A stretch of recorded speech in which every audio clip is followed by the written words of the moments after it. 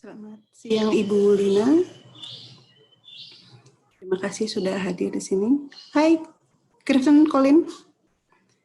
How are you? Did you? Selamat siang. Selamat siang. Kamu ikut itu pengibaran bendera di Konjen? Enggak sempat. Tapi ada beberapa murid dari sekolah saya yang Jadi petugas. ikut upacara. Iya. Saya baru lihat videonya tadi. Di Konjen mana Ibu? Di Konjen Perth? Iya, Adelaide Terrace kan? Oh iya, benar. Ya. Selamat siang Alfat. Jadi sekarang MC Alfat ya? Atau moderator? Iya, benar. Yang moderator Kak Salma. Oke, ya. While we are waiting for others, I'd like to show you a video about Indonesia. Hope you don't mind, yeah?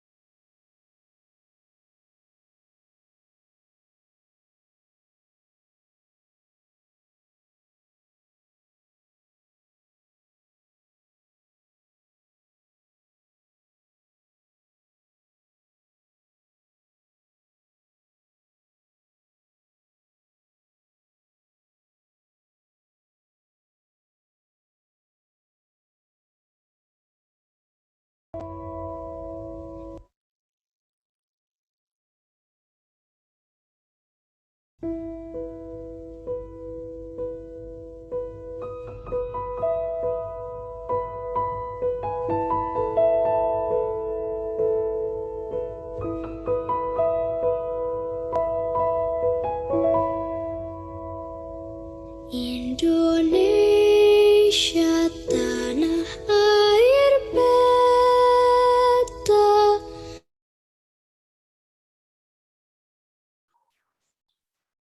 Where's your Malaya?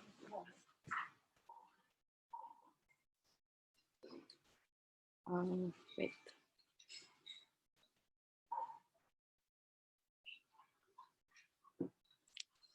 Okay.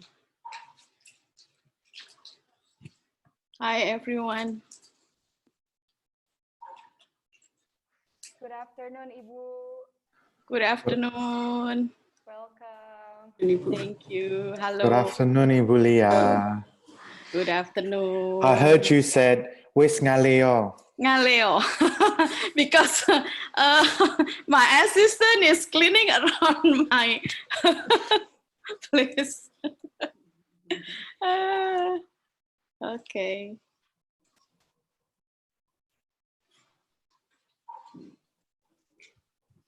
I'm just trying to play a video, but there's a limitation in my signal, so it stopped. Should I okay. play it again? It's Yes, please. minutes. So while we are waiting for others, I try to share it again. Yeah. No, not yet. I always forget to. Okay, it's.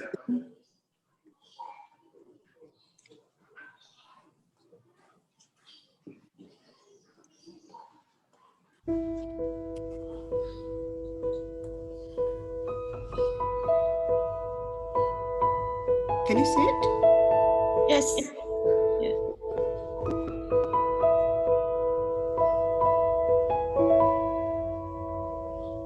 Indonesia tanah air beta, pusaka abadi nan jaya. Insightful topic, that is nationalism among border communities of Sabbatic Island in Kalimantan. But before we move on, I would like to invite our moderator for today's session, Kak Salma Yusrizal. So, okay, Hi, Kak Salma, are you ready? Yes, I'm ready, Alfat. Okay, Kak Salma, time is yours. Okay, thank you very much, Alfat. Good morning, good afternoon, and good evening, everyone. All right, before we start today's session, as usual, first I would like to greet you with our Sundanese greetings. So please unmute your microphone for a second. Okay, I think everyone is ready. As usual, if I said Sampurasun, you said Rampes. Sampurasun. Rampes. Yes. Okay, thank you so much, everyone. Okay, for today's session, we're gonna talk about nationalism among border community of Sabbatic Island in Kalimantan, which will be delivered by Mrs. Lina Puryanti, SSM Hum PhD. But first, let me introduce Ibu Lina. Mrs. Lina Puryanti, SSM Hum PhD, is one of the lecturers in the Department of English Literature, Faculty of Humanities in Universitas Erlangga, Surabaya. Ibu Lina took her bachelor degree in Universitas Erlangga, major in English Literature, and master degree in Universitas Indonesia, major in, I beg your pardon, major in cultural studies, and PhD in the National University of Singapore in the Department of Southeast Asian Studies. Ibu Lina also has published some international articles and journals, and also doing some research in with the focus on borders, migrants, ethnicity, cultural studies, and literature. All right, before we started, I would like to constantly remind you to please keep your microphone muted during the session. And for those who would like to ask questions, we're gonna have the Q&A session by the end of the presentation. You can ask the question by raising your hand first to the camera or type down your question on the chat room. Okay, everyone, without further ado, let's get today's session started. Ibu Lina, are you ready? Yeah, sure. Okay, Ibu Lina, the time is yours. Thank you, Salma. Okay. Good morning, good afternoon, good evening for everyone. Depend on which part of the world you are now. I hope that everyone is still in good and health condition in the middle of COVID-19 pandemics. And then thank you for the Universitas Pendidikan Indonesia who invite me to share the topic on nationalism among border community of Sabbatic Island located in Kalimantan Utara province. Well, and then of course we also have to thanks to the technology, to the invention of technology, because it enables us to still connected to each other even without travel. Yeah. Okay. The topic that I'm going to share with all of you is a hot as well as a huge issue on border studies, that is nationalism among the border community. In this case, I will show how it could be learned from the ground among Sabbatic community. They are Bugis in majority who live in an island that divided by an international border of Indonesia and Malaysia. Okay, could you open the slide, please?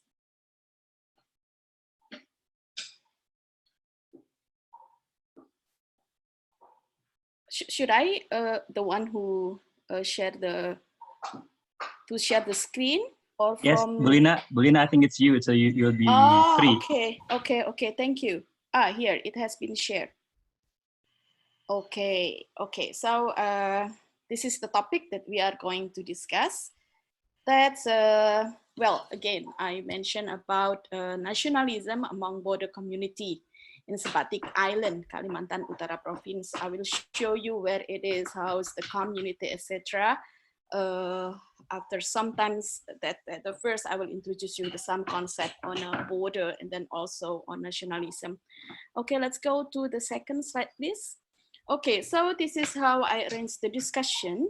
At the first, I will introduce you about the very important conception on border and nationalism.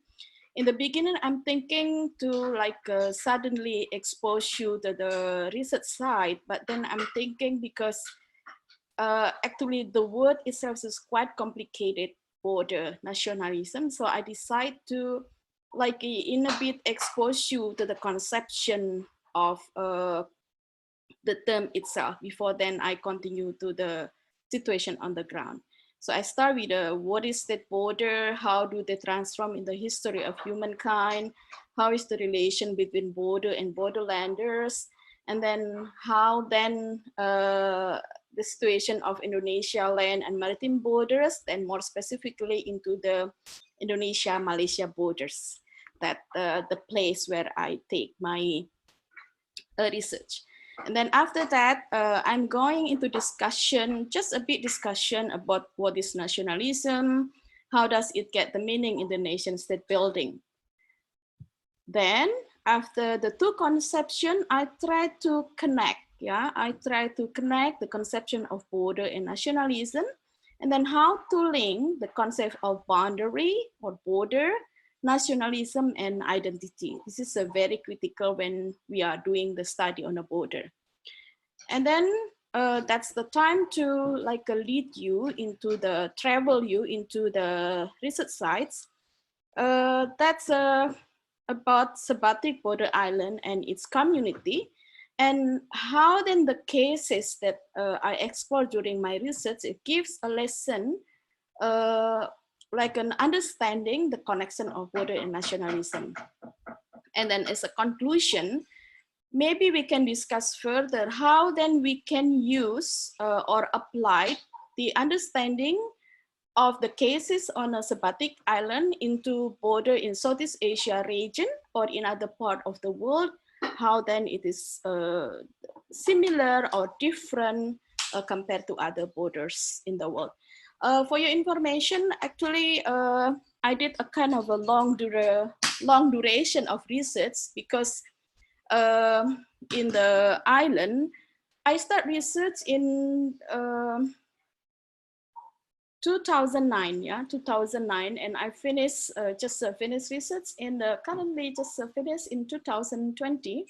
I graduated for my PhD on 2020, just 2 months ago, but the research itself is, I was doing that before I entered my PhD.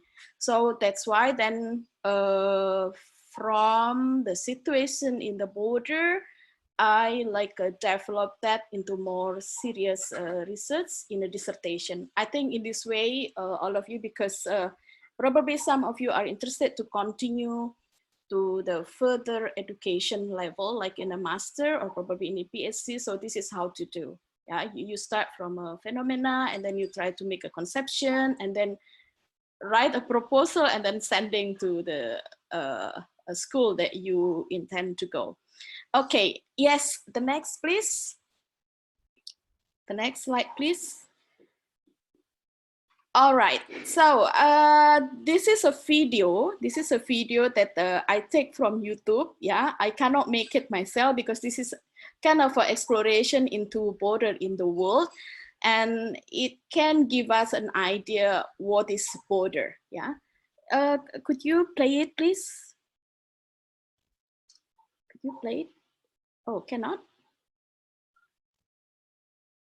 Oh, is it only? No, before. Oh, okay. Maybe I will play from my phone screen. Probably cannot be played from. Oh, okay. Okay. We can do hyperlink PowerPoint in. Okay. I will start with my own.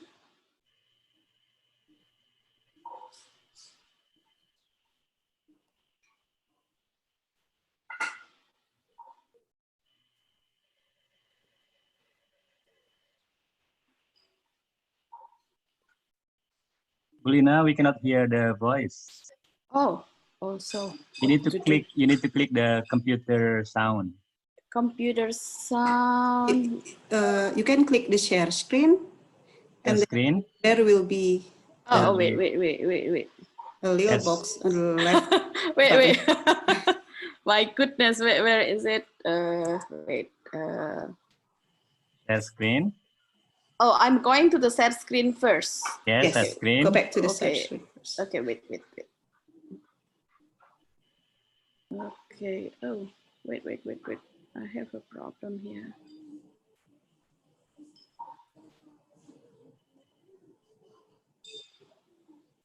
Hey, why I cannot? I try to stop your sharing and then Okay. Yes, please. Okay, and then I'm going to the share screen here first. share screen. And then, And then you go to your video. And then Okay. before you click the video, you will find the button computer sound. audio sound. Oh, And the share left button. computer sound. Audio. Yes, that's Okay. Okay. Oh my goodness, I have problem then. Wait. I need to find where is the, because it seems like I cannot find. Oh, file. Wait. What is it?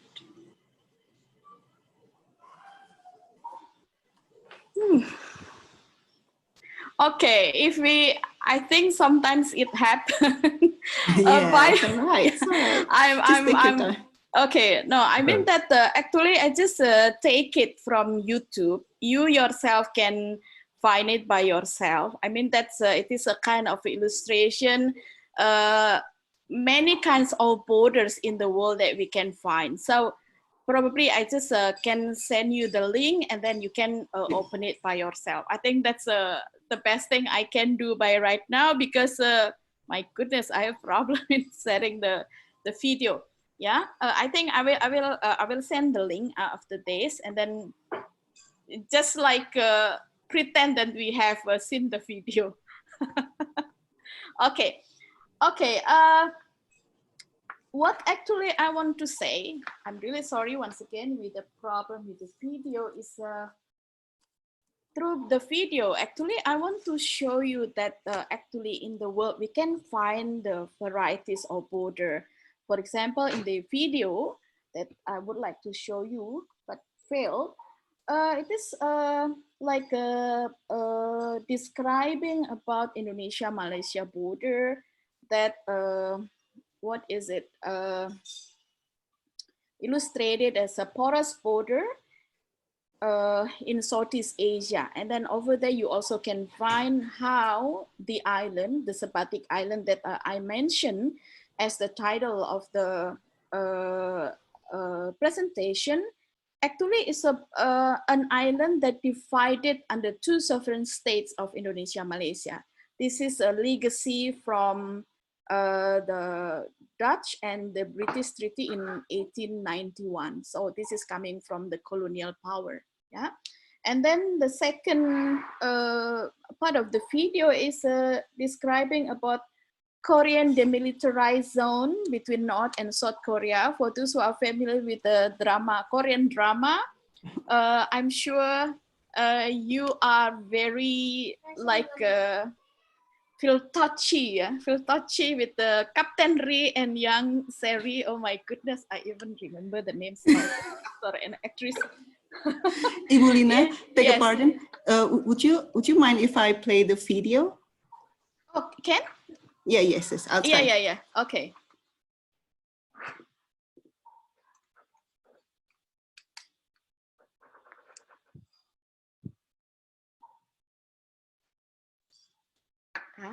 Okay.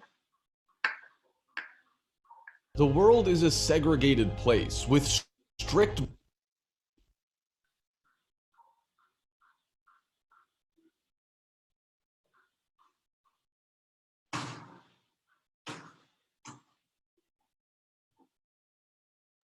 borders between countries so that we know where is where. But some of these borders aren't as simple as a mere straight line. From a border that cuts through a mountain to a town where you need a passport to cross the road, these are unique borders you will regret if you don't see.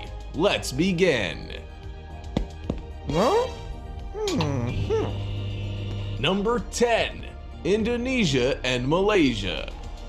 The border between the Southeast Asian countries of Malaysia and Indonesia consists of both a land and a sea border, separating the two countries' territories on the island of Borneo, as well as maritime boundaries along the length of the Straits of Malacca. Essentially, you're getting two borders for the price of one. One land, one sea. On land, the ground beneath your feet is even a different color depending on which side of the border you're on. It's pretty strange, but nothing compared to what's coming up. Number 9. Korean Demilitarized Zone. The Korean DMZ is a strip of land about 160 miles long and 2.5 miles wide, dividing North and South Korea. So brace yourself. It's about to get heavier than Dwayne Johnson wearing a suit of armor. This border isn't just militarized, it's the most heavily militarized border in the world. But out of this fear and aggression, something oddly beautiful has happened, like a gorgeous rose sprouting out of Thanos' armpit. Let us explain. Because the divide is so heavily guarded, almost nobody enters it. With so few human feet stampeding their way through, it has inadvertently created a nature preserve. A number of highly endangered species have taken up residence there, and there are indications that some of them may even be increasing in population. Out of hostility, new nature is prospering. The DMZ is also notable in that it does not delineate a border per se, rather. Temukan peluang-peluang baru dengan platform trading Binomo. Binomo, mitra trading Anda yang jujur. Hi everybody, thank you for attention. You know, like box swimming. It surrounds a military demarcation line, or MDL. A border between the two Koreas cannot be formally agreed upon, as the two nations are technically still at war. But in the tiny gap between the warring lands, there is a hopeful cluster of new life. Something beautiful trapped in the middle of something awful. Number 8. Derby Line, Vermont. Sometimes borders ripple through roads, oceans, or even mountains. More on that later. But in the case of Vermont, the border strikes right through a town. It's such a part of the town's identity, they've even incorporated line into the name. This is the quaint little town of Derby Line, and it perfectly straddles the US-Canada border. 1 minute you're in the US, but then a quick pop to the shops and you're in Canada. Imagine. Hey mom, I'm just popping to Canada for some milk. Back in the day, this used to not be a problem, but since about 2008, border control has gotten strict. The locals have to have a passport on them at all times just to cross the road. One building was even constructed on the border itself, the Haskell Free Library and Opera House. This facility was deliberately built slap bang on the border. Why? For the gimmick, mostly. The opera stage is in Canada, but all of the seats are in the US. How crazy is that? You're sat in America watching a show that's on in Canada. If you throw a tomato at a bad actor's head, that tomato's gonna need a passport. Number 7. Tumen River. The Tumen is a river, obviously, in northeastern Asia. In an area near the coast, on the border between Russia and North Korea, the Tumen snakes down between Russia and North Korea and is actually in Chinese territory. Thus, in this area, you can start off in North Korea, and just by walking north for less than half a mile, you'll pass through China and end up in Russia. Although, that might not be a good idea. It's a common place for North Koreans to attempt to defect, and for that reason, just like the Korean Demilitarized Zone, it is heavily patrolled by North Korean soldiers. Again, this is an area where intense security meets serene beauty. Though the gorgeous and winding river is a sight to behold, the presence of heavily armed soldiers somewhat sullies the view. The beautiful sound of trickling water is a touch less beautiful when it's mashed up with the heavy marching of army boots. Number 5. Cooch Bayhard District. The Cooch Bayhard District has a similarly confusing border to the last example on our list. An innocent game of hopscotch here will take you from one country into the next and back again. There are a number of patches of land which are Bangladeshi, but they are inside India. And you guessed it, the same applies in the other direction. This alone is strange enough, but it gets even weirder. The exclave known as Balapara Kangrabari is Indian, but is surrounded from all angles by Bangladeshi territory. Already confusing, but dialing it up an extra confusing notch, Balapara Kangrabari itself surrounds another, smaller patch of Indian land, Dahala Kangrabari. This makes it the only place in the entire world where not one, not two, but 3 exclaves of land are inside each other. So that's one Indian territory inside another Indian territory inside Bangladeshi land. It's the turducken of countries. Number 4, Mount Everest. Now, if this were a list of the world's tallest mountains, the presence of Mount Everest wouldn't shock you. But what, you may ask, is it doing on a countdown of unique borders? Well, while there are a lot of well-known facts about Mount Everest, it's the tallest mountain in the world, blah blah blah, what you may not know is that the border of China and Nepal passes right through the middle of the mountain, including the peak itself. If you live in Derby Line, there's literally nothing stopping you from bouncing between US and Canada whenever you fancy. But in this case, trading itu dapat diakses oleh siapa saja. Binomo, mitra trading Anda yang jujur. Saya sedang bekerja sebagai pekerja magang di sebuah perusahaan kecil ekspor-impor. Suatu hari, saya harus menerjemahkan dokumen. There's a literal mountain in the way. This means that not only is Mount Everest the tallest mountain in the world, it is also the tallest border. If you were to reach the very peak and straddle one leg on either side, not only would you be higher than a shocked giraffe's eyebrows, but you would be 50% in China and 50% in Nepal. Number 3, District of Columbia. The District of Columbia was originally a big diamond carved out of Maryland and Virginia. Due to its size, shape, and location, the border has some unusual features. When it was originally delineated, large stones were placed 1 mile apart around the entire district to define the border. 100 stones in all, since the original district was 10 miles long on each side. A few of the stones are missing today, but most are still present. There's one in Silver Spring, Maryland that marks the northernmost point of the district. The border is unusual in other ways as well. Eastern Avenue and Western Avenue form the northeast and northwest borders respectively.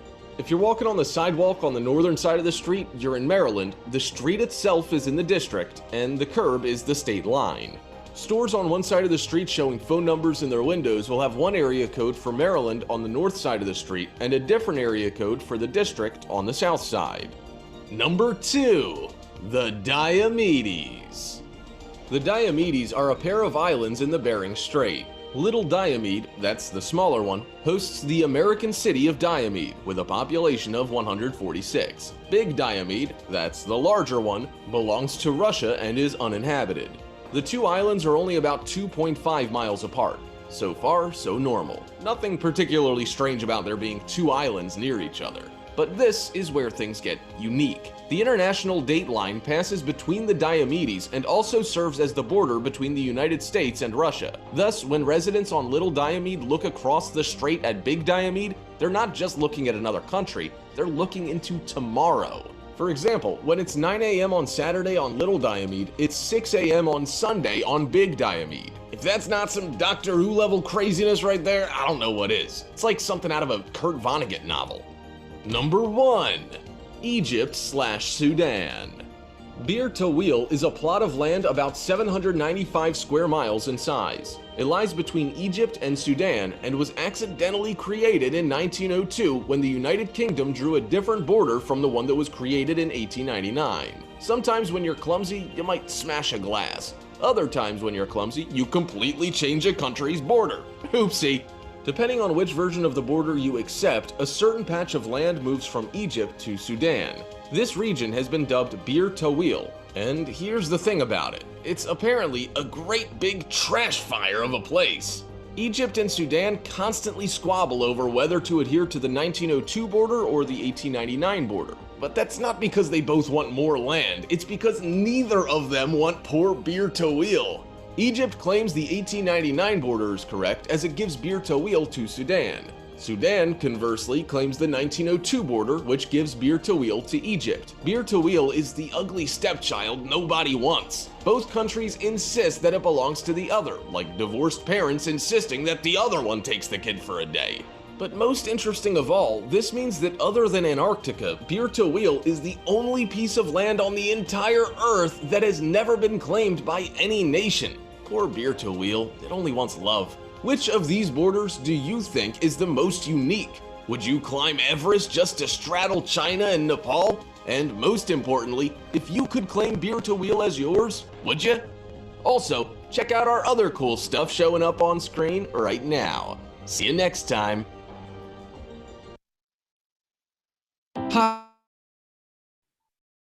Thanks, Ibu Tusi, because then you really saved me with all the technical problem.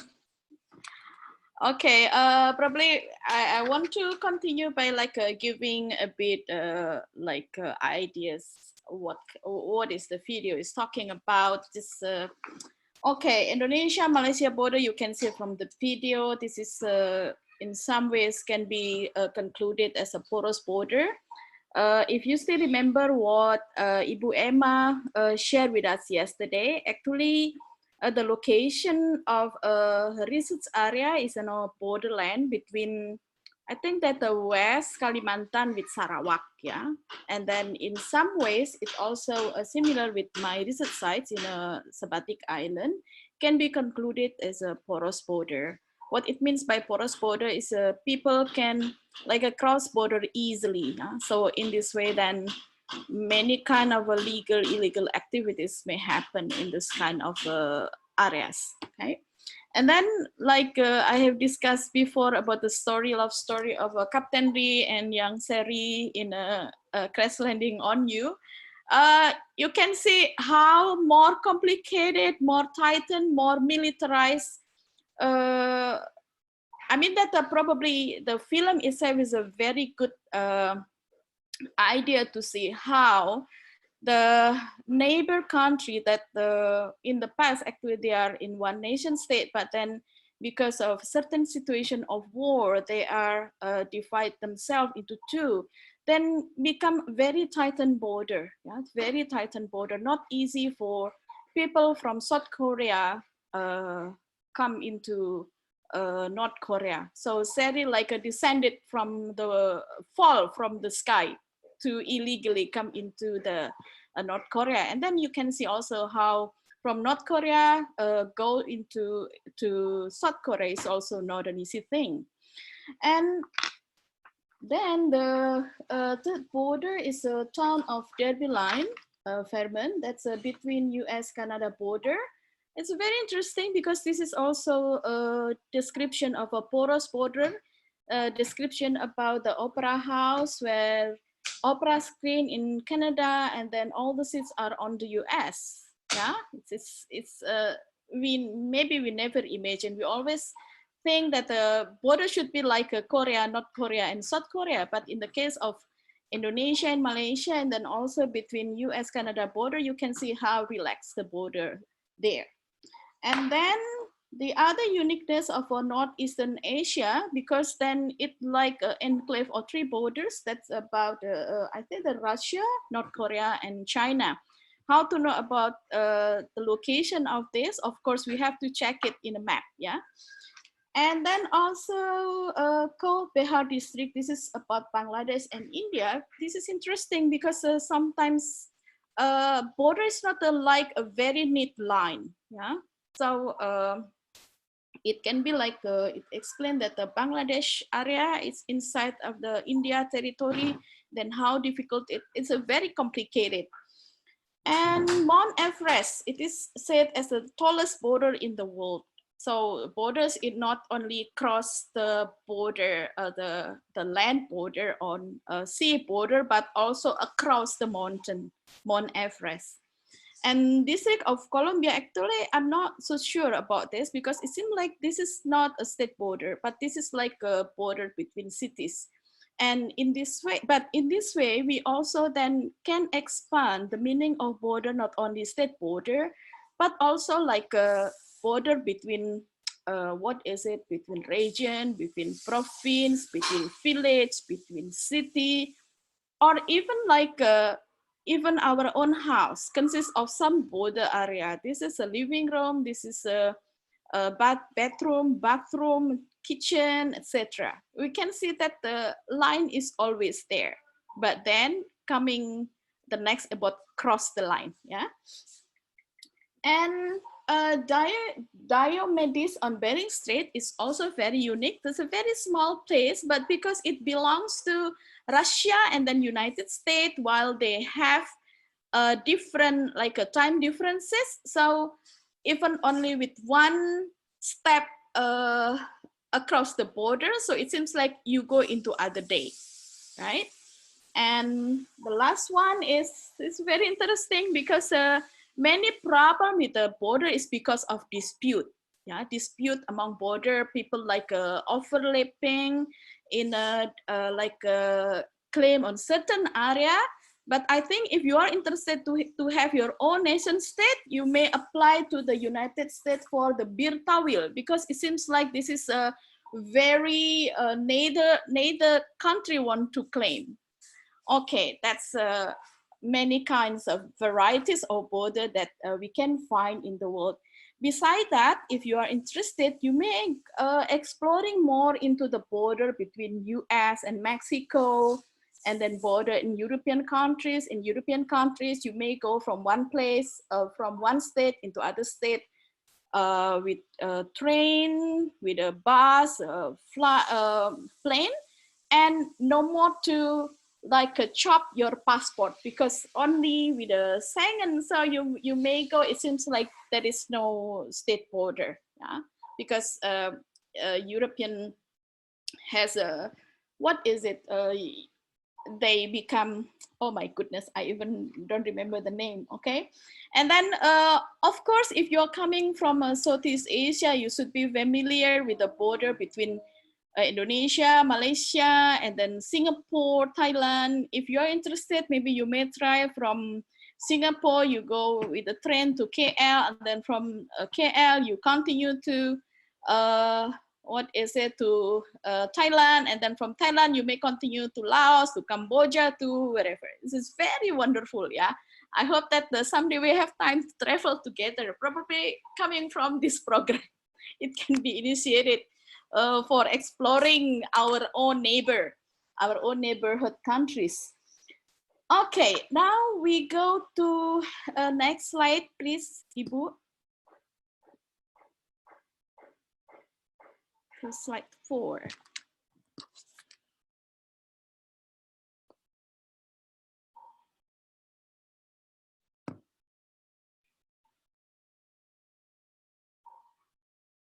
Slide 4. Okay. From the video, what also we can get insight is the meaning of a border actually is not something natural.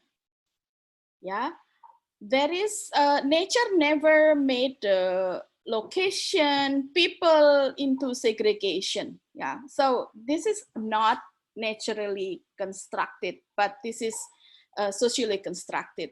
Human draw lines that divide the world into specific places, territory, categories, us and them. And then here also, people or human make border if they think that or regard them as meaningful. So it means that border may be used, changed, or even abolished. You can see the sample from this, like the unification of Berlin, the unification of Germany between West and West and East Germany by the falling of the wall. Yeah, it's very interesting because in this way that border may abolish. But you can see also like in the US, Mexico, it is getting tightened, especially under Trump, because Trump has a very very afraid that the number of illegal migrant from Mexico will go increasing to US. So then he decided to make the border between the two countries become more tightened. Yeah, so this is very important because once again, the underline is actually border is human construction. Yes, next please. Okay, so this is how the evolution or historical development of border. In the very beginning of human civilization, actually, border is just a bit, this is kind of a fuzzy zones. Fuzzy means not clear, unclear, only between tribal groups, yeah. So they think that the territory is important, but one thing that should be underlined here is probably because the surface of Earth is so fast, right? While the number of people are limited. So then in this way, yeah, in the fuzzy zones, I mean that in this time of period, territory is not important. Yeah, territory is not important, border is not clear, number of people is more important. Probably for those who are coming from Malaysia, Indonesia, you're familiar with the word of lanun. Yeah, lanun, perompak, perampok. Yeah, okay. This is actually, they are not like do crime like taking other people right, but more on how people were kidnapped. Yeah, kidnapped and transferred to other places to like make the number of people on certain area become bigger. So with the number of people, the authority of the like small sultanate of kingdom is more legitimated. So this is the time, yeah, between the first phase of a state border, like a border. And then next is between walled cities or imperial realms, yeah. Probably you are familiar with the Great Wall in China, yeah. So this is a very good example how a kingdom, yeah, or a sultanate tried to wall the cities from the outside threat, yeah. But even until this time, yeah, I can say that most of the surface in the world on Earth, yeah, is still like porous. People may go everywhere, yeah. For example, in the area of Southeast Asia, we are familiar with the Bugis people who may go everywhere, yeah, and then Sea people, Bajau, or probably from Europe, you are familiar with the myth of Viking people. They are the people who are very free to go everywhere through sea. Yeah, sea has a function as a toll, yeah, as a highway. Even go everywhere through sea is much easier compared go through the land. Yeah? And the idea of a state border actually started with the Westphalian treaty that's in Europe in 1948. Through this concept, through this convention, so that the rigid lines dividing nation state was started, yeah, especially among the kingdom in Europe. But then it becomes bigger, the conception of a nation state becomes bigger. Actually, it was brought through European colonization conquest that it took place in 18th to 19th century. In this way that organizing political space in colonized territories was occurred. Yes, next please.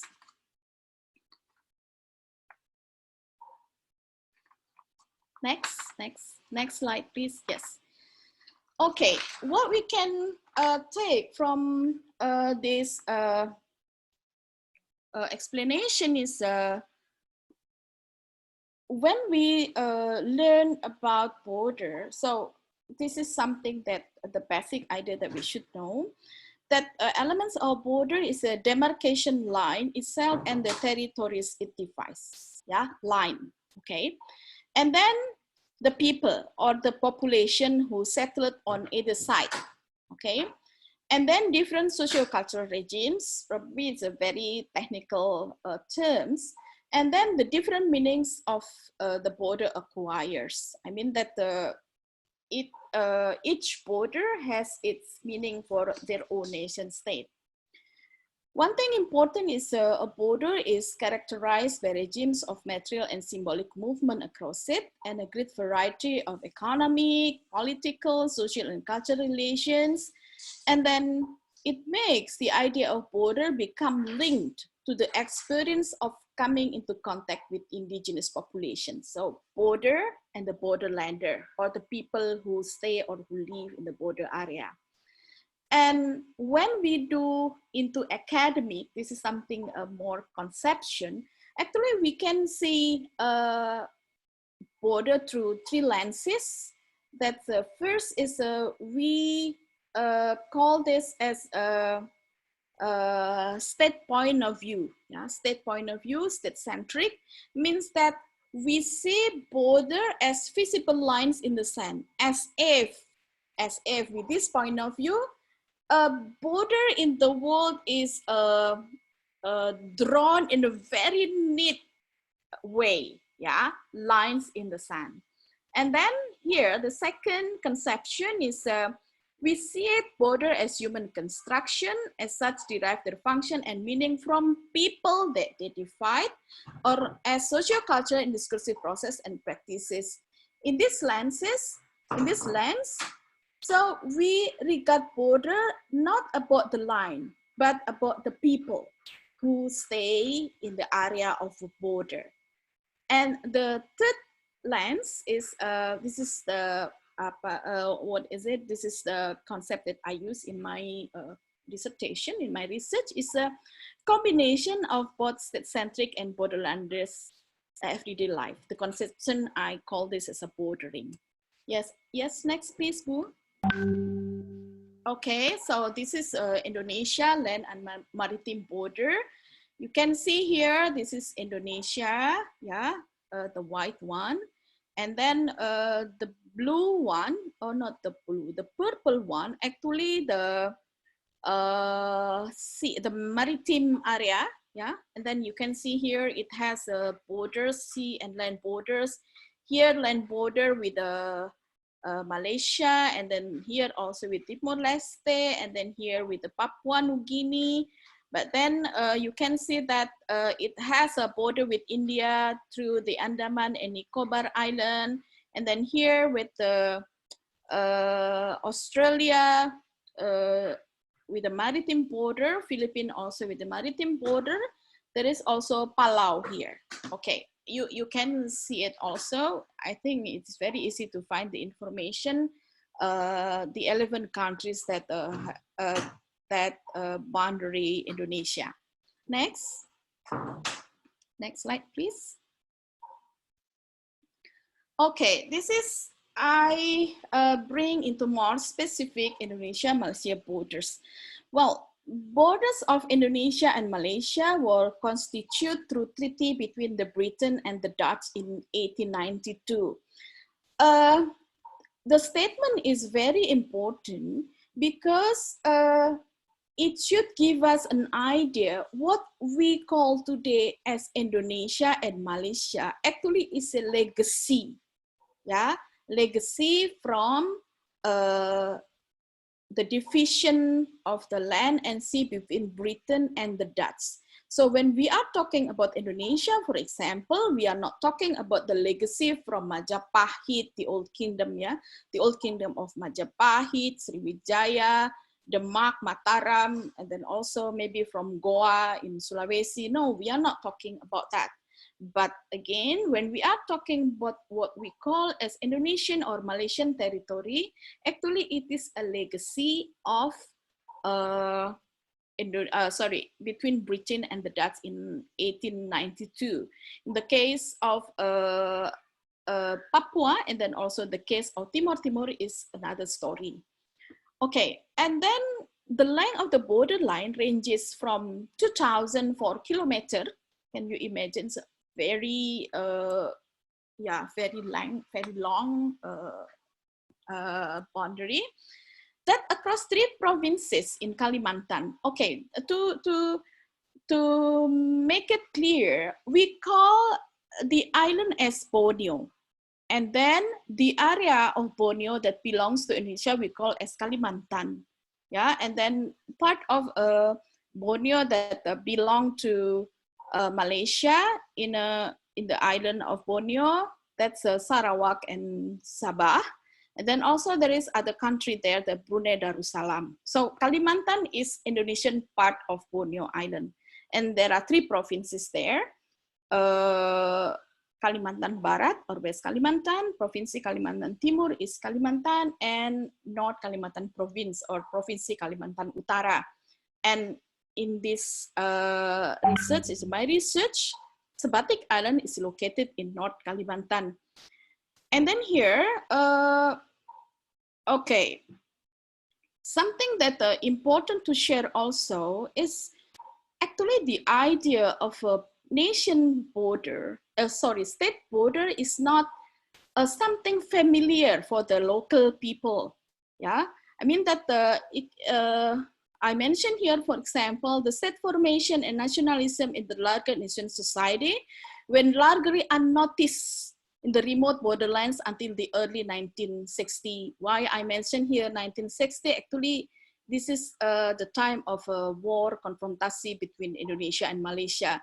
Because of the coming of the soldier there from both of the state, people then understand, whoa, we are now in different nation state.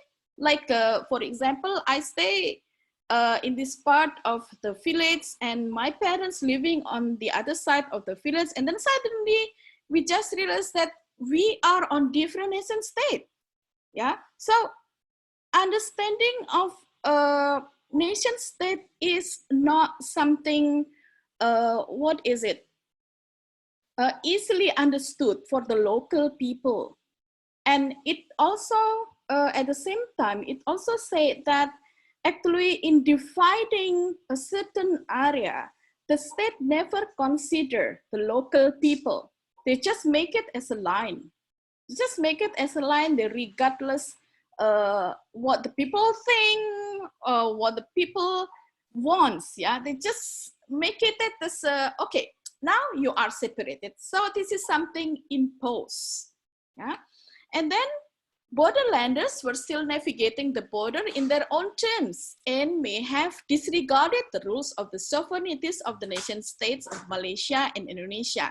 And in some ways, it continues until the present through legal and illegal activity. Okay, so what happened? So this is the problem come in. People, especially people from the center, let's say government point of view, always think that the border identities, how the borderlanders identify themselves, it's always shifting and multiple, ambiguous, hybrid, and in some ways also a pragmatic exercise of citizenship. What it means? Probably you ever heard about the famous, what is it, term in Indonesia-Malaysia border, like a Garuda di dadaku, Malaysia di perutku, means Garuda, the eagle, is staying in my heart, but Malaysia is in my stomach. It means that, okay, we love Indonesia, but what can we do? We need rice, we need sugar, we need gas. So, okay, Malaysia is very important for economic, for survival in the border. So, Garuda di dadaku, Malaysia di perutku, in some ways explain the situation on the border. Okay, next slide, please. Next slide. Oh, okay, I have explained this. Okay, next. Okay, now we are coming about nationalism. For me, this is a very problematic, or not only for me, I mean, all the scholars in border studies use the nationalism issue as a very problematic when we are discussing about the situation on the border. Okay, frankly, this is, I just take it from Wikipedia. You can check it by yourself, what is nationalism. There are many studies about nationalism, but it's very easy for us to understand. So nationalism itself is an idea and movement that promotes the interests of a particular nation as in a group of people, especially with the aim of gaining and maintaining the nation's sovereignty over its homeland. Yeah, nationalism holds that its nation should govern itself free from outside interference, that a nation is a natural and ideal basis for a polity, and that the nation is the only rightful source of political power.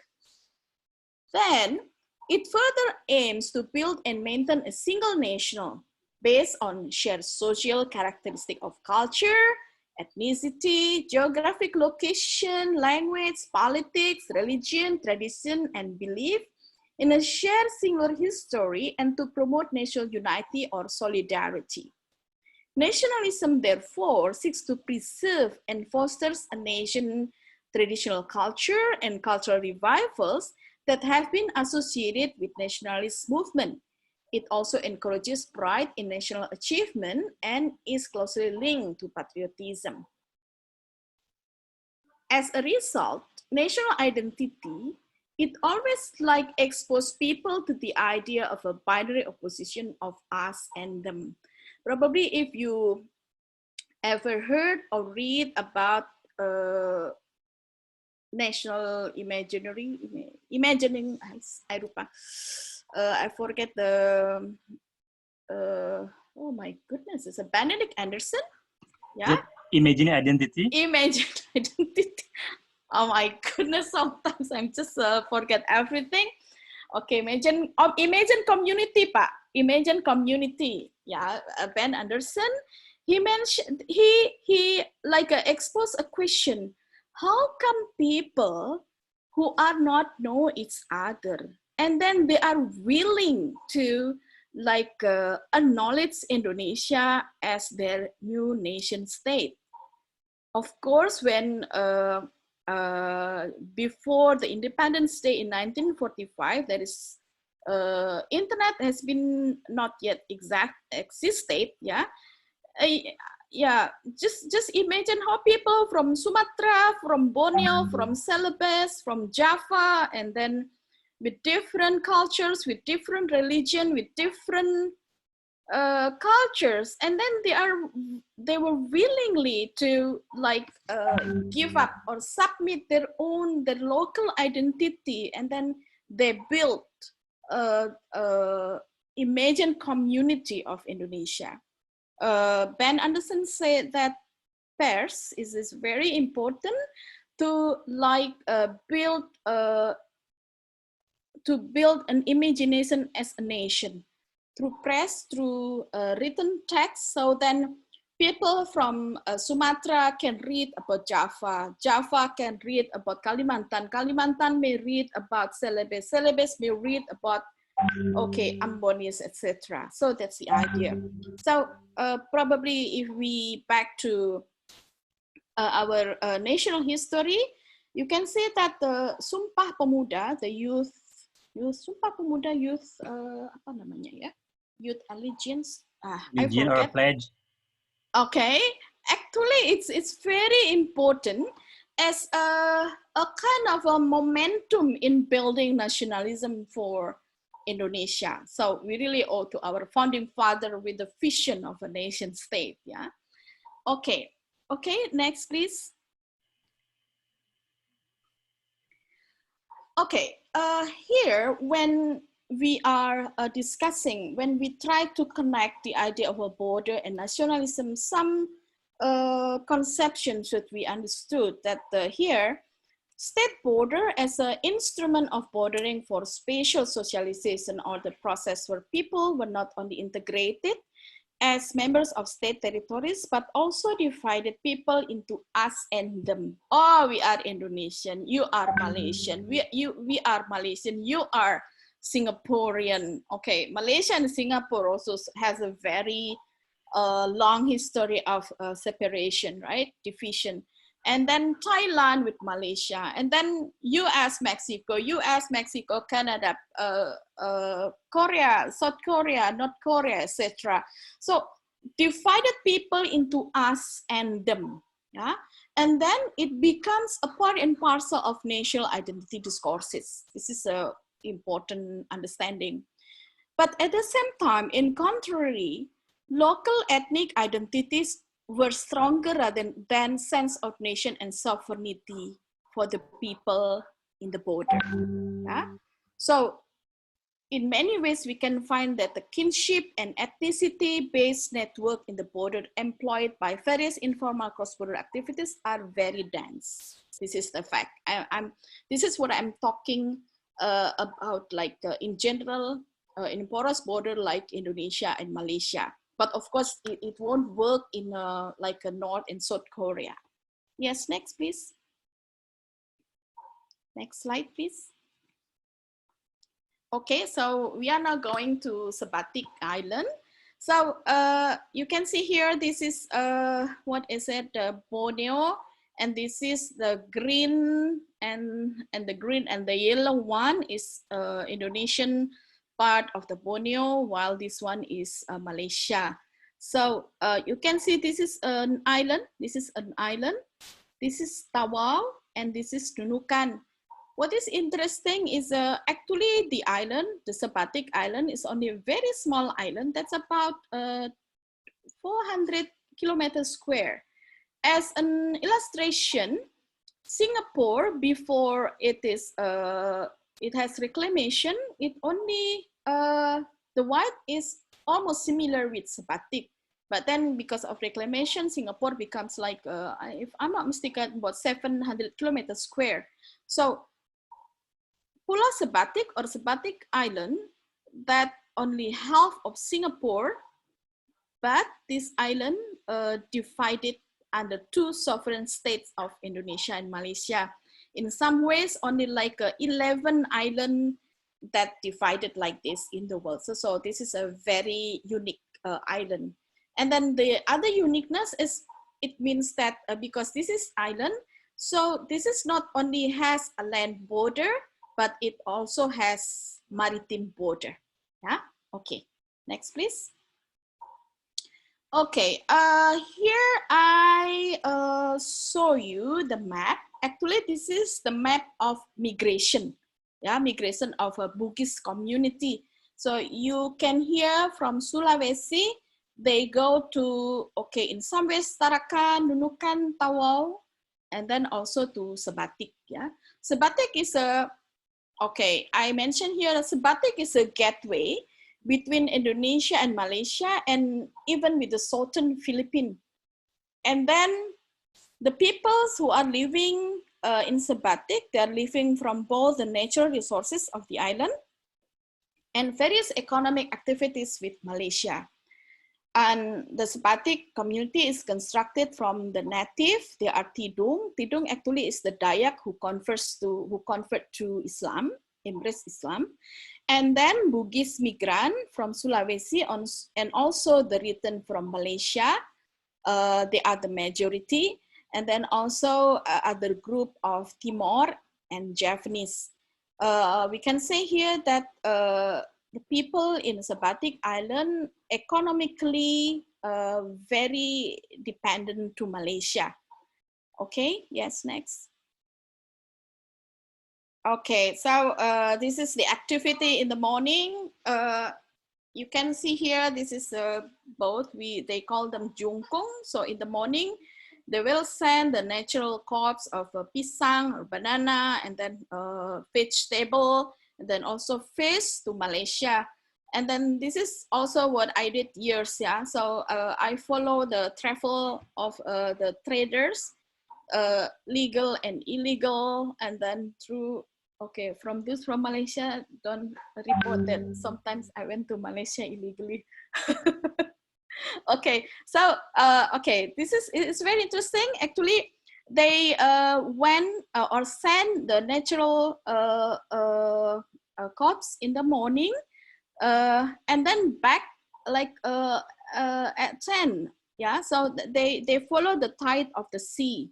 Yeah, they're really good in seeing if it is possible to cross. They cross, and then also on the way back. And on the way back, they bring gas, gas, and then also sugar, rice, and many Malaysian products. And problem with this is that from the point of view of state is illegal, is because the map that I saw you before showed that the island is divided into two, right? So you can imagine people just claim, oh, I sent it to Malaysia Sabbatic. But then all the stuff, especially the, the subsidized goods, they send it also to Sabbatic Indonesia. And then it means that Sabbatic Indonesia people, they also consume something that actually proposed or directed for the Malaysian citizens, but they also enjoy. Of course, this is a illegal kind of things, but because a kind of a, hey, you are Bugis, you are my uncle, you are my relative, you are my whatever, so it works something natural. The people just consider this, oh, this is just trading. They don't even consider that this is illegal. It doesn't mean that they don't know it is illegal, but because then illegality is become something very normal, something that in some way part of their lives. So they just, they just ignore it as something like violate the state rules, yeah? Okay, next. Okay, actually it is not easy. It is not easy to talk about nationalism in the context of border, because in some ways nationalism, if we go back to the previous slide, it shows that it comes from the idea of the state in seeing the meaning of nationalism. So that's why here I call a moments of nationalism something that accidentally in between quote happen in the border, and this is the thing, yeah. So class, this is what happened actually in after 1998. There is a shifting on Indonesian political landscape because of reformasi. And then from that time, so there is a shifting on, the priority, the government priority, border area peripheries become more embraced into the intention of the state, yeah? So probably you ever heard about the shifting from inward to outward looking, from backyard into front yard, something that put the border or the peripheries area to get more attention from the state. At the same time also, there is a moment of some dispute over some areas between Indonesia and Malaysia. In this way, probably I can mention about like Likitan, Sipadan Island, and then Ambalat, for example. So it makes like a state become like, think, wow, so there is a problem. If we are not giving more attention to the border, so then it will be more trouble in the future. In the case of Sabbatic, so I observed for years that the presence of the state apparatus, civilian and military, become increasingly strong in Sabbatic. And then also there is a significant improvement of transportation and communication infrastructure in all parts of the Indonesia Sabbatic Island. There is establishment of new link and strengthening of traditional link with various hubs in Indonesia. And then there is a better improvement in social facilities and health and education. And then also politically, there is a promise that the possibility, the Sabbatic becoming a new autonomous region. Well, this is from Indonesian side. At the same time, in coincidence, if I can say again, that's why I call this as a moment of nationalism, is coming from the situation that also faced by the Malaysia. Malaysia has problem with the border because this is the gate for smuggling, yeah, the issue of smuggling, like I tell a bit before. And then also about the influx of illegal migrant from Indonesia to Malaysia. That's also a big problem. And then in the area of Sabbatic, because the location is also facing the Sulu area, probably some years ago, you ever heard how the like a military from Sulu, like enter into Sabah, Lahadatu, and there are some chaotic situation there. So that's the reason why then Malaysia also think it is very important also to strengthen the border, despite the fact that the people in the border itself is related to each other. Okay, and then this is something that I can see, yeah. So since 2013, the crossing from Sabbatic Indonesia to Tawau has been restricted. By right now, people just cannot go to Malaysia really. They have to to circle to Nunukan first, and then after from Nunukan, they are go to Tawau. And then students from Indonesia are not allowed to study in Malaysian state schools. Yeah, and in general, we can say that border become tightened. I try to make it fast. Okay. Next slide, please. Okay, this is the way I see. Yeah. Okay, next. Yeah, this is some cases in the border island to show how nationalism as an idea growing from below, not coming from the state. So this is my research in a pesantren, yeah, in a pesantren, in a Sabbatic Island. What I can say about this pesantren, why it is, if I can say, successfully induce the idea of nationalism, is because the pesantren try to preserve their Bugishness, and then okay, they try to combine three aspects of religiosity, and then nationalism, and also the Bugis teaching into their curriculum. Yeah. So here, the result that we can say that Malaysia is not anymore a destination for the education for children of Sabbatic, and then. If I mention a bit about the ownership of IC, if in the past it also used to send the children to study in Malaysia, so it is not anymore used. And then the orientation for Indonesian is stronger. We can see it through the politics of language, and then continuing study to other part of Indonesia, and also working in Indonesia itself. And then also the emerging of a traditional lesson, we call this as a series. Next. This is what I see in economic aspect of nationalism. So livelihood diversification and finding new economic arrangements and configuration in the border. The safe include the decentering of Tawau as the only economic hub, and then shifting from illegal to legal economic activities, and mobile to non-mobile business models, and rerouting of bilateral trading exchange to transnational cross-border economic trajectory. Okay, next. Okay, last one, yeah. So this is the conclusion that I can share with you. So the research on Sabbatic Island can be a contribution to the thesis on borders in Southeast Asia, which mainly discusses open border by showing symptoms of strengthening state and changes in the face of borders from borderless to increasingly bordered.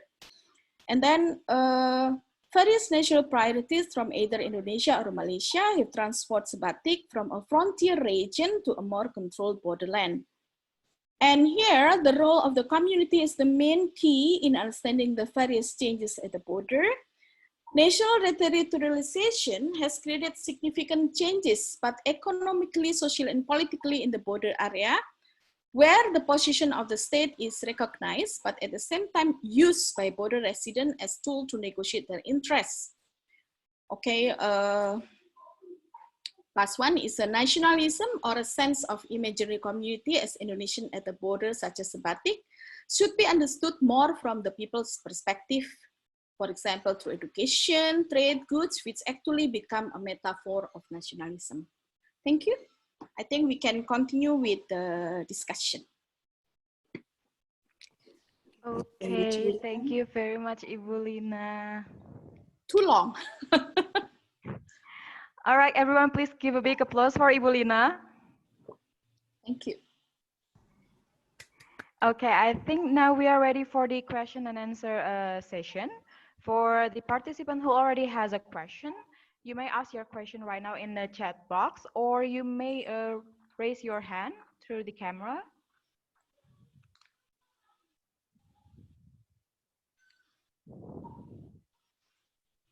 All right. Is there anyone who would like to ask a question?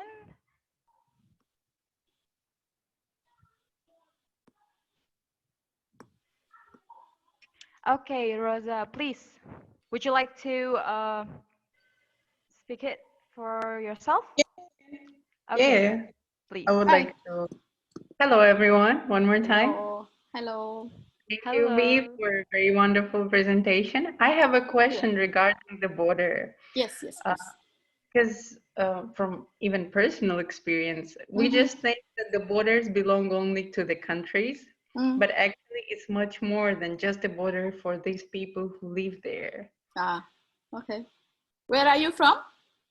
I grew up in England, but I was born in Central Asia, and I lived in Laos for a few years, and it's you can go.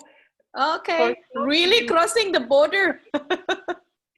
It's actually a very simple border, Lao-Thai border. Yes, Lao-Thai. Last year, I had an accident when I want to fly from Southeast Asia to Central Asia.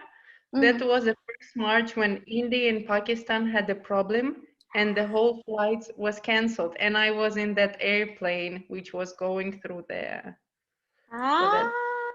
That's why I decided to ask this question. What do you think about the borders? Are they just for the people who live there, or it's much more global and it's very connected to every country? Okay, thank you so much, Rosa, for the question. Yes, I think it's very interesting, yeah, Rosa, your experience. I mean that the people sometimes can be trapped in this kind of situation. Like not only just an imagination, yeah, how we think about airport, for example, yeah. When we go to from one country to other country, for example, okay, once we pass the immigration, our passport is chopped, right? We haven't flight yet. We haven't arrived to the other country, but we legally has been departed from the previous state, right? Where we are now. Do you understand that? Yeah, I mean that sometimes pay attention to that. You just focus on that and explain. But even I never thought about that. Like, okay, you're crossing the border, so what? Just stand. But sometimes when we play with this kind of image, where we are now, right? I mean that after we pass the immigration, we haven't arrived in our destination. So where we are, something like that. Yeah, and then with your questions,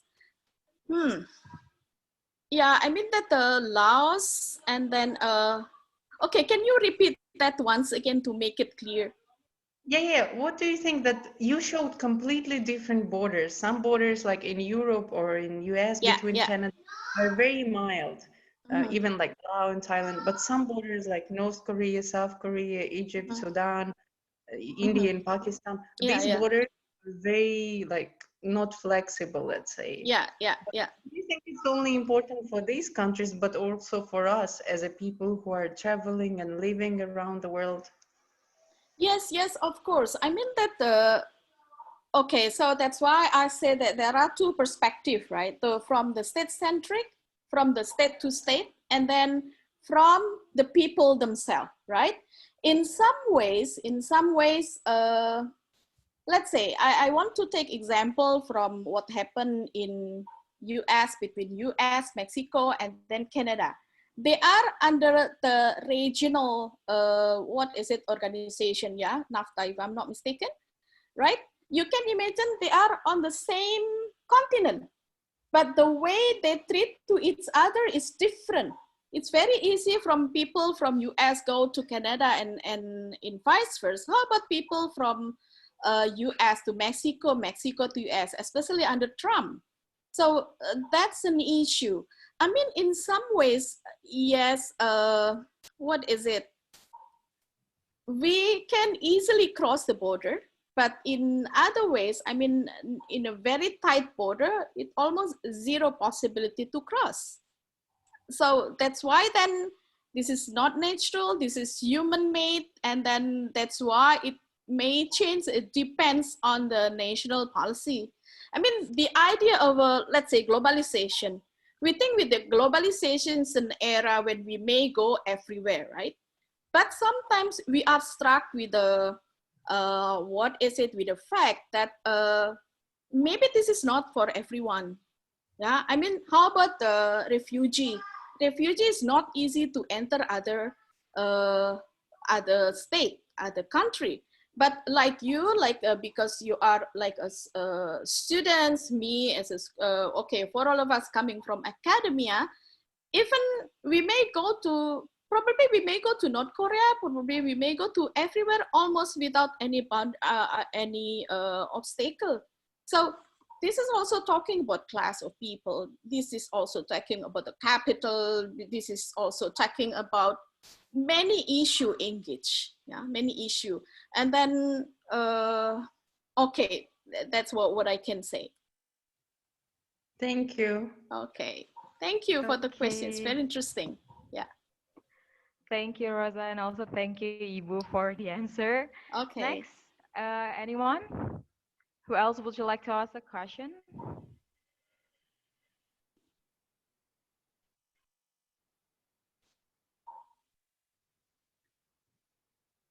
Okay, I think there is a, Hello. yes. Okay, yes, please. Salma, Bulina, this is me. Oh, yeah, Pak, please. Oh, yeah. Please, Bapak. I'm not asking a question, but just maybe sharing what Rosa asked. Yes, sometimes when we are traveler, I think we need to know if we are traveling and then we want to cross borders of a countries we are visiting. I think we need to know and identify the condition of the border, right, Bulina? Yeah, exactly. When the borders do not have problem in terms of security or conflict within the countries, I think that will be fine. Mm-hmm. As long as we have our passport. I think, for example, the officer will just check the border and then make sure that we can return to the border again. But when the countries are in conflict, I think that will be another story. Yeah. So, exactly. for example, yes, it's maybe not easy, yes, Bulina, to cross to North Korea, although we are traveler, because people can just see from the DMZ, I think. Yeah. That's what I'm told, what I was told when I visit Korea, and then I said, can I visit that place? So you have to be careful because that may be not safe for you because sometimes the conflict. Yes. So for example, so I think as travelers, I think we need to be knowledgeable. We need to be careful. We need to find out the current situation in the border. Otherwise, we may end up in trouble. We are not careful. Maybe that's my sharing. Thank you. Yeah, thank you. I think we have another question from Nurul. Nurul, you may ask your question right now.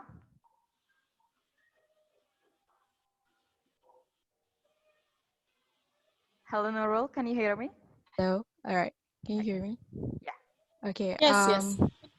My question is, first, I think it is a non-fact among Indonesians about the disputes between Malaysians and Indonesians that have been going on for many decades. Even so, I would like to know why Indonesian migrants still choose to move to Malaysia to work here, even though they are always faced with discrimination from Malaysians, aside from job opportunities, of course. That's all. Okay. Can I just answer it? Salma? you may Yeah. answer Okay. that. Yes. Thank you, Nurul. It's a very important question when we discuss about illegal migrant who continuously and stubbornly come into Malaysia. So this is the thing that we have to understand. Actually, migration is not something happen only in the present. It started long time ago, even before the colonial time. But of course, what is it? Okay, so we can say that there are some generation immigration. Okay, if we are talking about what happened today, yes, this is something that like should be all of us concern, that we know that even Malaysia becomes more tightened, more strictened in guarding the border. Yeah, I mean that the uncontrolled illegal migrants also may raise many problems. But then, like on the other side, I mean that for many Indonesian people, sometimes they don't have choice. I mean that probably not only do not have choice, but probably they are also like influenced by the relative, the friends who get the success life in Malaysia, and then they want to follow. And probably they don't expose to the latest situation when the situation in Malaysia itself is getting more difficult for them. I mean, not many Indonesian migrants who come to Malaysia, of course, we are talking about illegality, is coming from the educated ones. Many of them are coming from the rural area, low education level, and then sometimes do not have idea when they have to face the immigration and then the risk that they have to face when, for example, they are caught by the police. So the idea is just like the imagined Malaysian success is what the only thing that they have in their mind. And in this way, this is the big homework for both of the countries.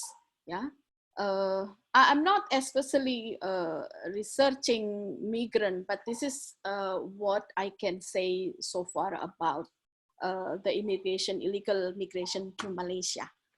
Thank you. Okay, thank you so much, Nurul, for the question, and Ibu for the answer. Yeah, okay. I think we have another question from Lotte. She asked two questions. The first one is, do you think the COVID-19 pandemic will create a change within border studies? I mean, the virus is not limited by borders, and on the other hand, national borders are more visible than ever. And the second question, could you also explain or describe more on how Indonesia border control looks like in the maritime zones? Because the presentation showed many maritime borders. Well, Lotte, this is also a very critical question that I mean, the scholar in border studies is try to navigate our understanding about border itself. Pandemic really changed the idea of, I mean, not only about, I mean, that when we are talking about relations between countries, yeah, international relations, globalization, the idea of transnationalization, any idea who are talking about crossing now being questions. I mean that it's correct, yeah. I mean that with the idea of a lockdown, yeah, with the idea of lockdown, and then many limitation. In some ways, this is important from the point of view of health issue. But then, how about what is it? Something like this. Indonesia, for example, still imported rice from some neighbor countries, from Vietnam, if I'm not mistaken, or maybe from China also. And then suddenly there is no more transportation which connect both of the countries. Yeah, just an illustration. So you can imagine probably Vietnam has rice, but then cannot send, and then Indonesia need rice, but cannot get it. And I think it works in many ways. So that's why then the economic, international economy is going down, like a decrease very sharply. That's the question I think that's also a question we haven't found out yet. Yeah, I mean that I don't know what to do. We are very confused with the situation, and I'm sure that the COVID pandemic will really create changing within the border studies.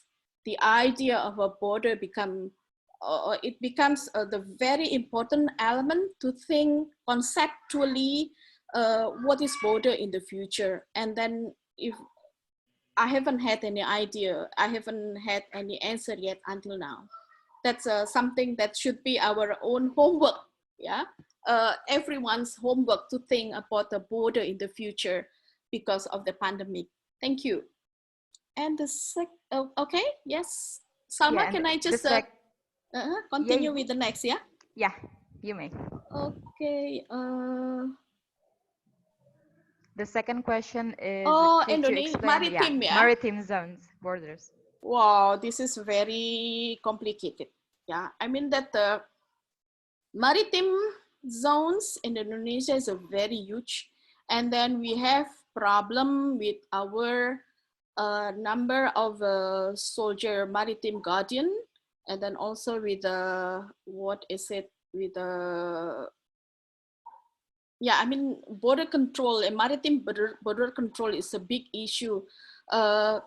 Maritime Indonesian maritime, for example, face a problem with illegal fishing, yeah, illegal fishing, and then also with for example, when we have a dispute on maritime, yeah, so it means that we need a very strong maritime guardian, but we have problem with the money we have to spend to like equip our navy with a qualified. I'm not really good in a border control, but in this way, this is what I can say. The wide of maritime, Indonesian maritime is much bigger than the land.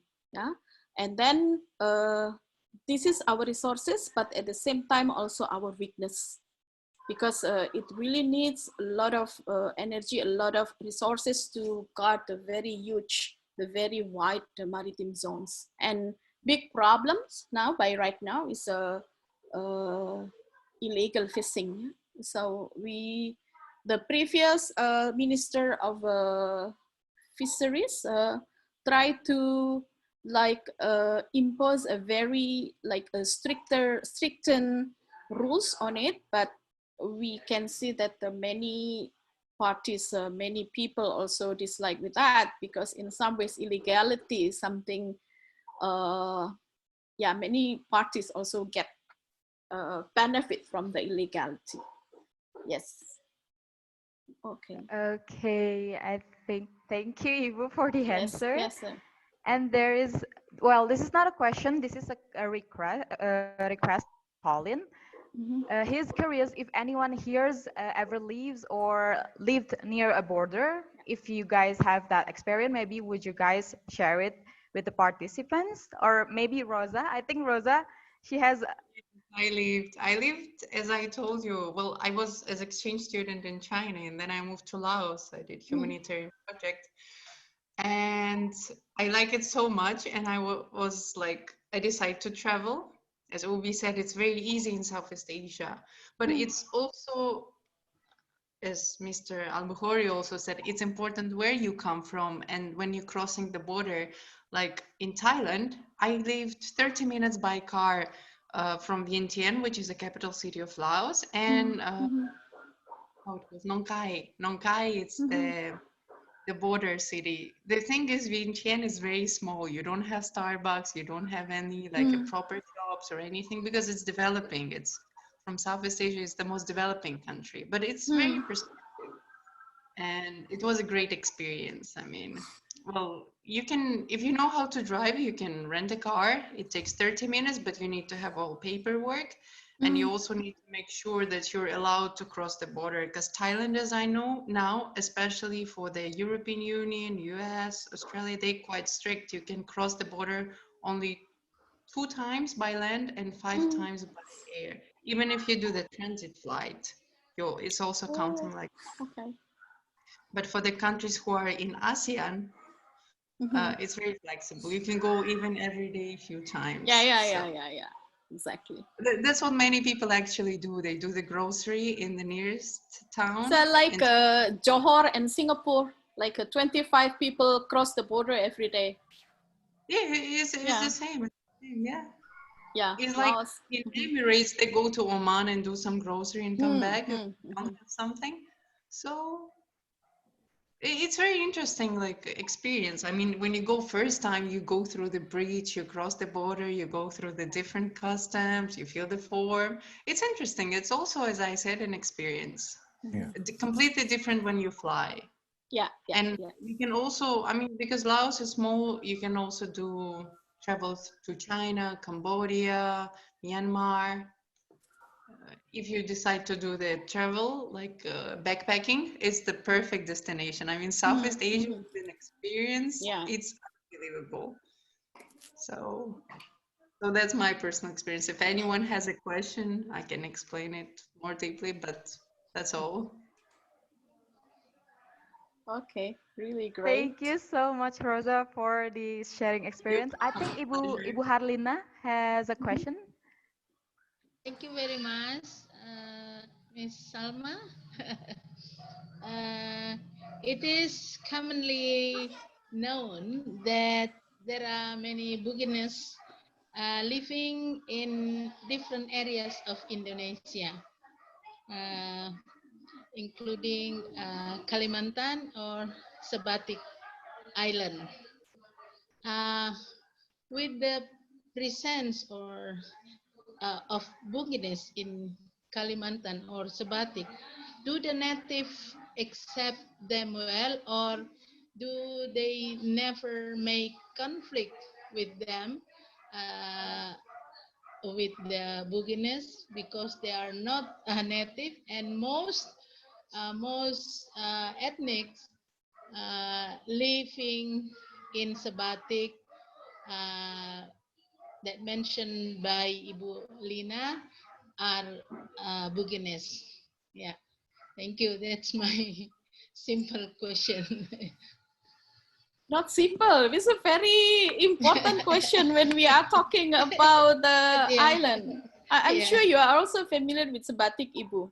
Yeah, because I have some students in Hasanuddin University did social studies or KKN there in Pulau Sabbatic. Okay. Some of them. A problem, I mean that the native and the commerce, I mean that the migrants is always migrants. Migrants, not only Bugis but also with the Japanese, with some Timorese, for example. I mean something like this. If we only see it on a not in a very scrutinized eye, we can say that there is no problem. But when we see it more into more detailed scrutinize, we can see that yes, there is a problem. I mean that they try to solve, especially when it is related with the land issue. I mean that yes, the land issue is a big problem. Yeah, it's a big problem. I see. So the Tidung, the Tidung is the native, they are living on a part of Sabbatic which facing Nunukan, while Bugis more facing Tawau, something like that. And then their number is, I mean that maybe only 10% compared to 90% of Bugis. That's why I mean that especially in the 1960 until the beginning of 2000, the problem is still there. Overclaiming over land is a big issue. And then I ever heard a story from the head of the what is it? Ketua Adat, the Ketua Adat of customary.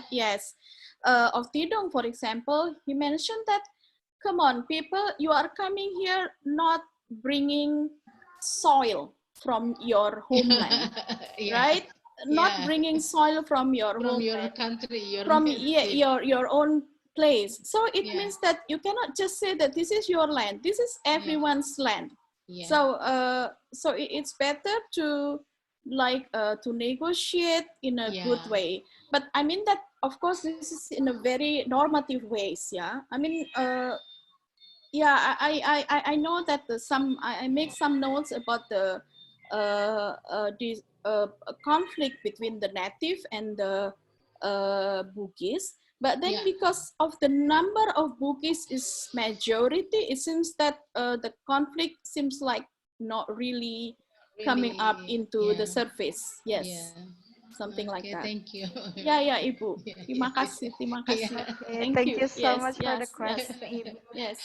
I think the discussion is getting merrier since there is a lot more questions. And it comes from Mikhaila. Mikhaila, would you like to ask the question by yourself? Sure. So before you were talking about nationalism and how nationalism is linked to community connections between people. And I'm curious to hear your thoughts on the relationship between nationalism, Indonesia's borders, and the concept of Pancasila. It's very important question also. Wow, my goodness, today I get a very tough discussion. Okay, if we look at Indonesian national state ideology, so we know that the third Pancasila mentioned about Persatuan Indonesia, the unity of Indonesia. Means the meaning of unity of Indonesia is, of course, ideally is not talking about something only happen in the center, not only talking about something happen in Jakarta, Bandung, Surabaya, for example, but ideally it also talking about the entire Indonesian territory, including the area of border. Yeah, but then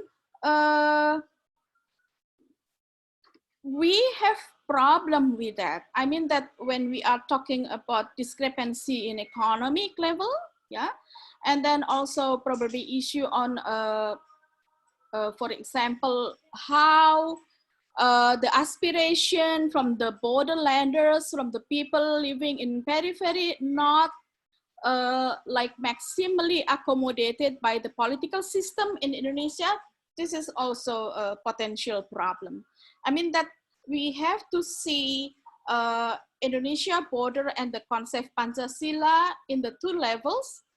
First, on the ideal level, I mean that it means that all the entire of Indonesian territory and the people should be united under the Persatuan Indonesia, the unity of Indonesia.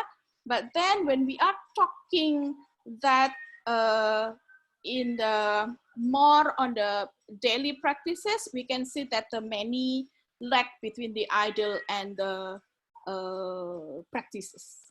Yes. Okay, thank you so much for the question, Michaela. And then we have another question from Joseph.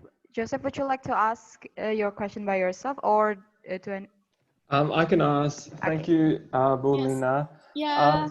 I just want to know, amongst the border communities in Sabbatic Islands, is there strong individual national identity of Malaysian versus Indonesian, or are there cooperation between the communities based on a shared religion, environment, and language to some extent? And how do these local communities see state and borders? I mean, they must, of course, have to cooperate to some extent, I suppose. Yeah. Thank you. This is also the very important questions when we are doing border studies. Yes.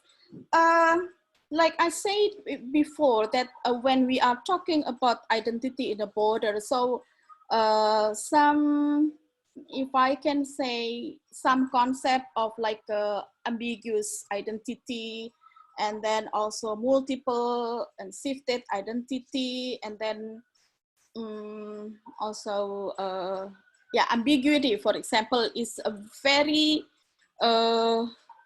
important concept when we know. I mean that Malaysia, hello? What? Yes?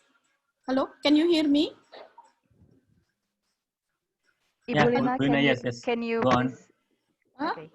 Just go on. Yeah, Okay. it's all Okay. right. Okay. Yes. And then what happened in the for the people in the border? Yeah, I mean that something like this. For the people in the hub, yeah, in the hub or in the center, it is easy for them to like to locate their mind, to have the what is it I call as a map in their mind that they are living in a certain nation state, let's say in Indonesia. But for the people in the border, like in Pulau Sabbatic, there are no wire, there are no what you mean, there is no material, border material, no walls, yeah.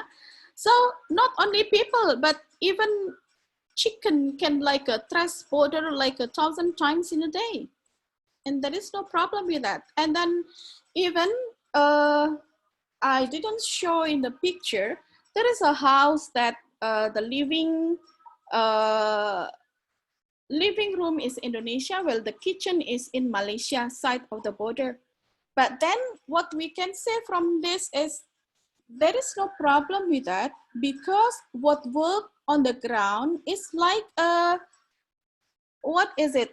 The everyday life in the border should be understood through their own perspective and through their own life there.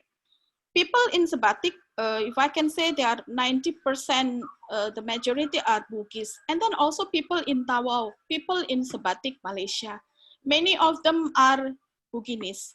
What it means that, okay, sometimes people go to Tawau to attend uncle's funeral, to attend the relative wedding, to just jalan-jalan for sightseeing, just do economic activities.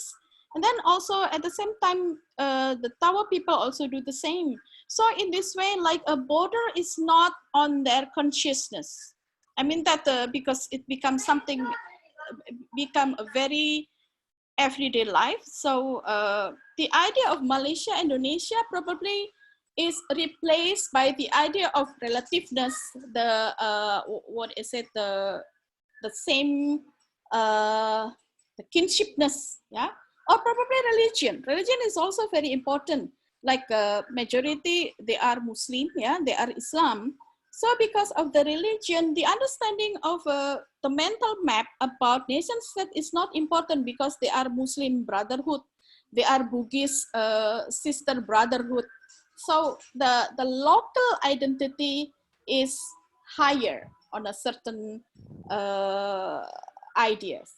But then the next question, how does the local community see state imposed border? This is very important, and this is something that actually I want to say. This is the things, yeah. I mean that imposed border probably will be working well if the state has the capacity, like a very strong state, let's say. People in US, Mexico, for example, for the American ones, they don't have problem with the identity, probably. Because economically, if I can say, okay, it is debatable, but it's give a slight an idea. Probably they don't mind to be an American, because daily life, the state may provide them with a good life quality. But for the Mexican, for example, the imposing idea of nationalism probably is also problematic, because they depend on American side of the border.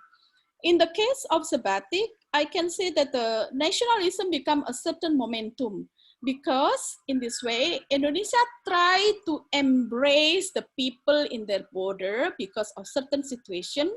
What I mean is shifting on a political orientation, yeah, from new order regime to like to reformasi. And then at the same time, Malaysia also tried to tighten the border. So in this way, the shifting from Malaysia to Indonesia is more because the situation, the situation at the Sabbatic itself enabled them or facilitate them to do that. And that's why I mentioned that in some ways, nationalism may be working more in metaphor. Yeah, one probably shallow sample. Yeah, in Indonesia we have a KDI. KDI is a contest musik dangdut, something like that, dangdut competition. Yeah, dangdut competition in one of the TV station. I know what happened in Sabbatic is very, very interesting. There is one participant is coming from Sulawesi. They are not even coming from Sabbatic. But because they are the same Bugis, they okay, everyone has a duty to remind every other people, come on, give your vote to this person because they are the same Bugis. And then you can imagine here, so now Sabbatic connected to Indonesia through dangdut. Yeah, because at the same time, there are other competitors coming from Banyuwangi, coming from Sumatra, coming from other places in Indonesia. Imagine community is is constructed through the dangdut competition, because then they become part of Indonesia through dangdut. So in this way, nationalism is not coming from the state, from imposing from the sky, but it is something that experienced through daily life. Okay, just a few illustration. Yeah. Okay, thank you so much, Ibu, for the answer. I think this is the last one from Nurul. Nurul has a request. She would like to answer to the Lotus' second question. Okay. Nurul? All right, thank you. I don't know if this will help, but I'm just going to answer. So basically, they have all these small battleships or boats with soldiers or marines in them that will continuously guard the waters near the maritime borders. And when there are suspicious looking boats, they will basically stop the boat and ask them for permission to access it, or maybe see what they are carrying with them to avoid smuggling, or maybe even check their legal passes. And another thing is, they would also assign soldiers to guard the shores near the maritime borders. So that's how it is for my country. Thank you. Okay, thank you so much, Nurul. All right, thank you very much, everyone, for all the questions and the comments. It was such an interesting session. And once again, thank you very much, Ibu Lina, for such an insightful information Thank you about very nationalism much. among the community of Sabbatic. Everyone, please give a big applause for Ibu Lina. Applause for everyone also. Thank you, Bulina. Thank you very much. Thank you very much. You are most welcome, Pak. Okay, I think we are almost done. So can we finish earlier, Ibu Tusi? Okay. Okay, I'm Salma Hanifais Rizal as today's moderator signing off. And now I give it back to the Master of Ceremony. Please, Alfat. Thank you very much, Kak Salma and Bulina. That was a very, very interesting topic and discussion.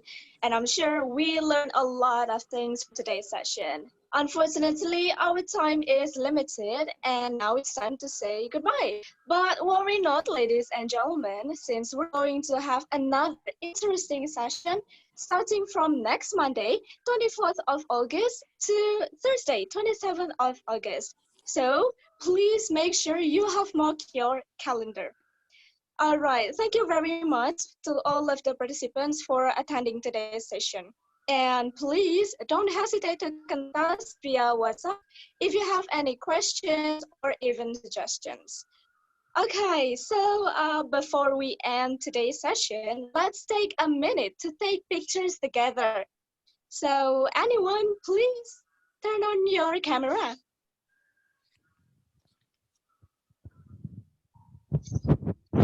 You ready, guys? Not yet. Everyone has not. Okay. Okay, I think we are ready. Okay. Hasna and Novita, could you please take a photo of all of us? Colin, what are you? Is it Pokemon?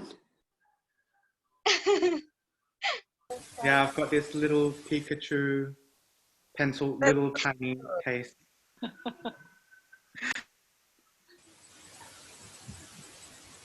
Okay, now we can take pictures together. 1, 2, 3.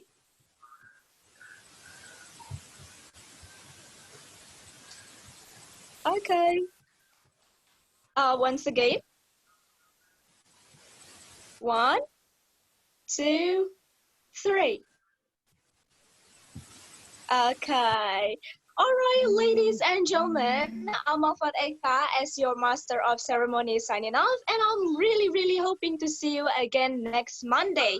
So everyone, please stay safe and don't forget to wash your hands. Thank you very much for coming, and wassalamualaikum warahmatullahi wabarakatuh. Thank you, everyone. Have a nice weekend.